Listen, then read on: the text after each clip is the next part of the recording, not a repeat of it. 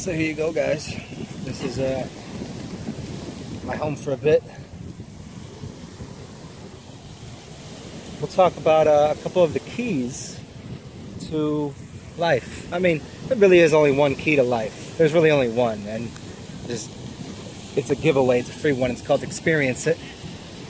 But most people can't do that, so the same way with language, we have to backwards map and decode these things for people that are unaware of how to have an experiential life. And we'll do it in a little bit of a framework, as I usually try to do, give you skills of observation. And most people, when I say observation, they think looking with your eyes. Observation includes the sense around you, the scent, and the senses, and your hands, and what you hear. All of these things are ways of observing the reality.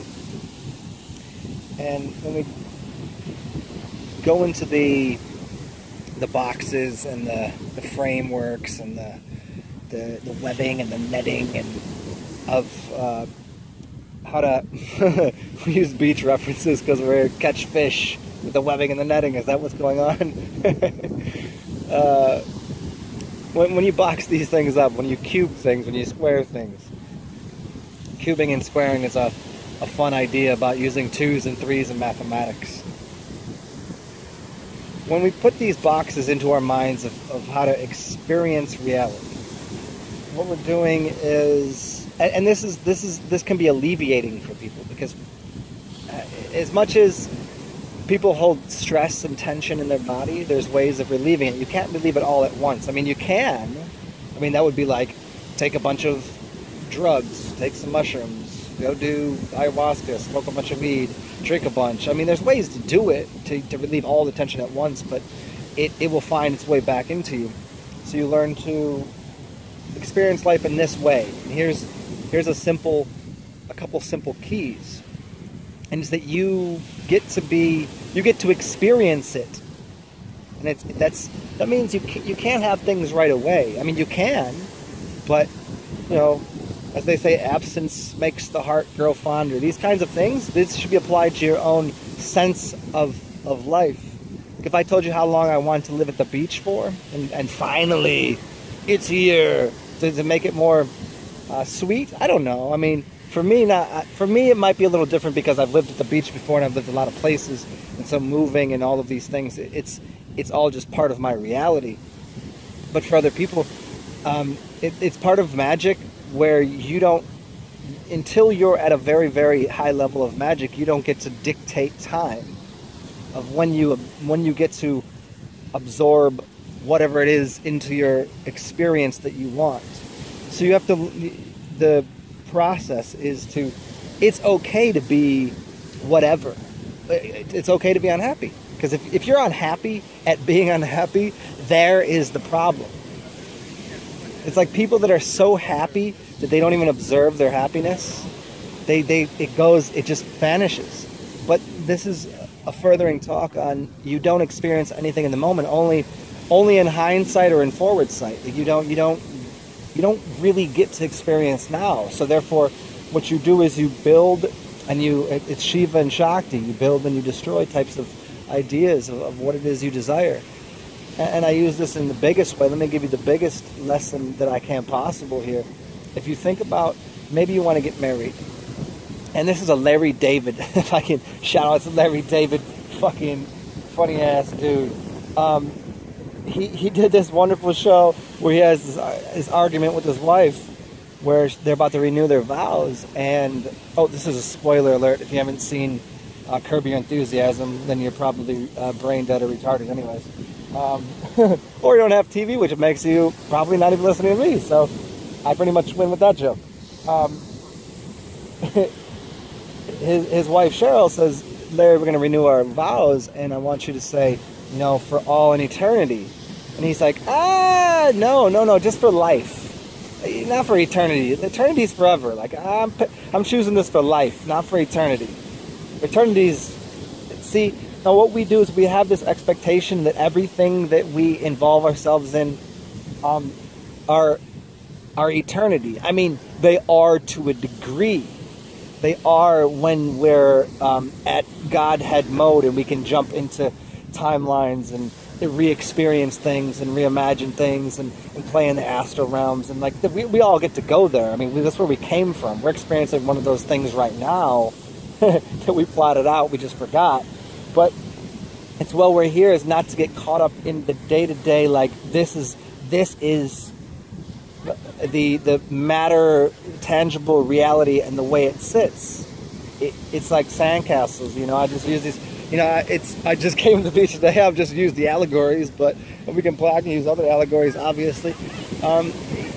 There's nothing permanent, including your sadness, including your happiness, and when you can learn to not be sad about your sadness or happy about your happiness, that is one of the keys. It is. Don't be sticky. I mean, I'm only, as all of the great teachers did, we're only rephrasing what we already knew a long time ago. So this is Alan Watts saying, you know, don't be sticky. Don't be, you know, you got the pricklies and the goos, and don't be sticky to anything, because if you're prickly, then you can't understand the gooey people, and the gooey people, they can't understand the prickly people.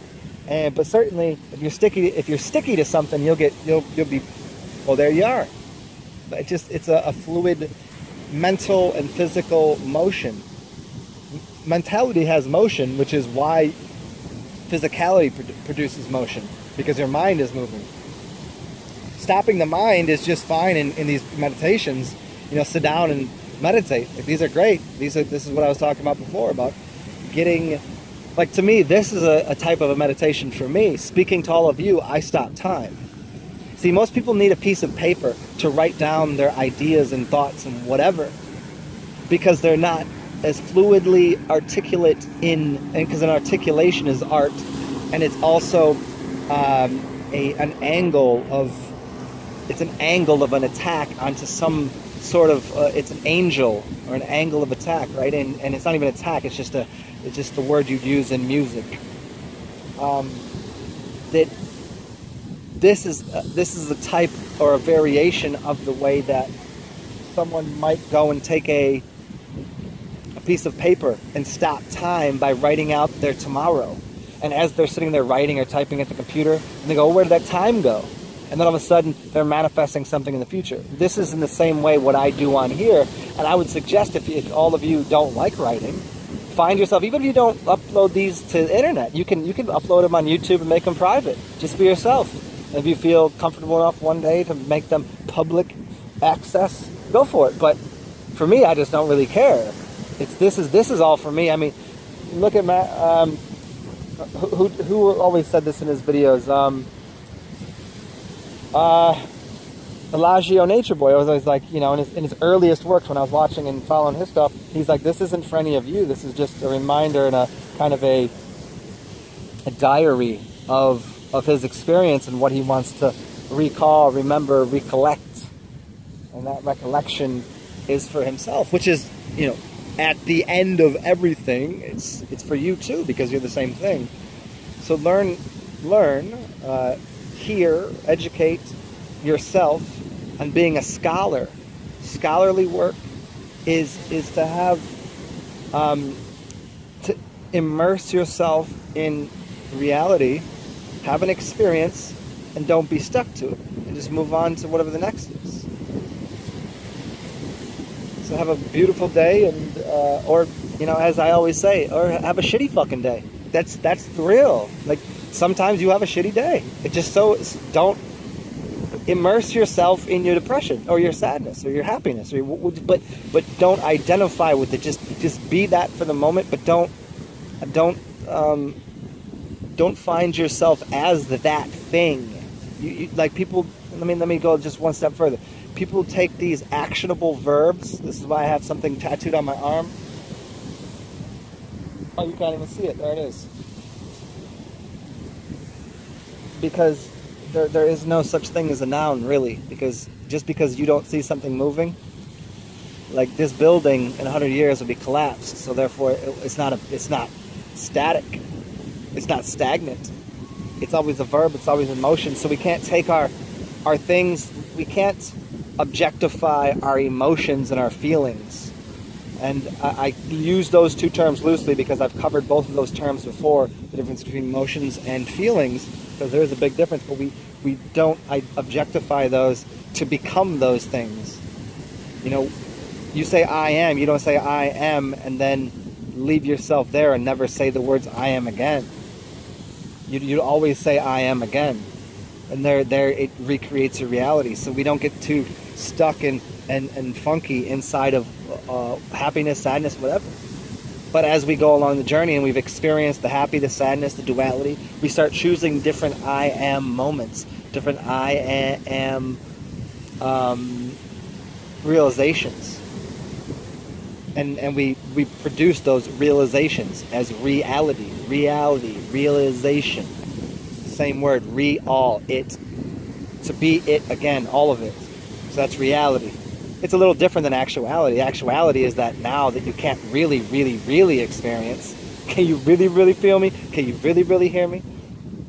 So find yourself a little less sticky, and but at the same time, you know, be for a second whatever the emotion is, whatever the feeling is, because that's the only way to unload it. You know, a lot of people don't cry. Like, man, fuck, I've had enough tears to fill up this sea. You know what I mean?